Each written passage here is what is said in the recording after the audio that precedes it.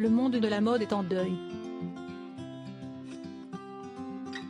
2 semaines après la disparition de Vivienne Westwood, les amoureux des catwalks pleurent la mort d'une autre de ses icônes, Tatiana Patitz. Le magazine Vogue a annoncé le décès du mannequin de 56 ans ce mercredi 11 janvier. Les causes de sa mort sont pour le moment inconnues. Née à Hambourg en 1966, la quinquagénaire avait été l'un des premiers top modèles à être connue dans le monde entier dans les années 1990, aux côtés de Naomi Campbell, Christy Turlington, Linda Evangelista ou encore Cindy Crawford. Tatiana a toujours été le symbole européen du chic, comme Romy Schneider et Monica Vitti, a déclaré Anna Wintour, directrice de la rédaction de Vogue, ce mercredi. Elle était beaucoup moins visible que ses pairs, plus mystérieuse, plus adulte, plus inaccessible, et cela avait son propre attrait, a-t-elle poursuivi. Tatiana Patitz n'était en effet pas comme les autres mannequins.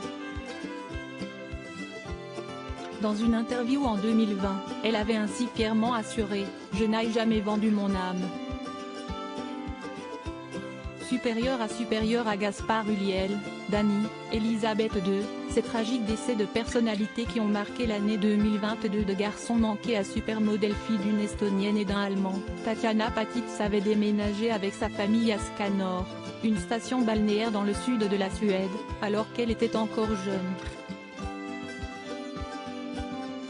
Décrite par Vogue comme étant un garçon manqué à l'âge de 17 ans, elle participe cette année-là à un concours de mannequins d'élite à Stockholm.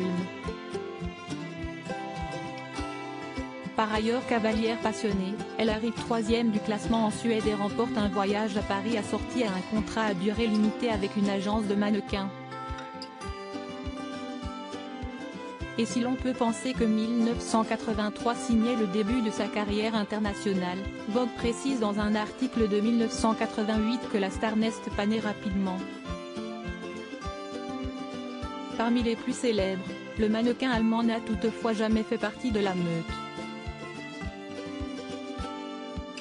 Cela tient au choix de Tatiana Patitz de s'installer en Californie et pas à New York ou à Paris, au lieu de la mode. En 2004, elle accouche d'un garçon nommé Jonah. Crédit photo, JLPPA.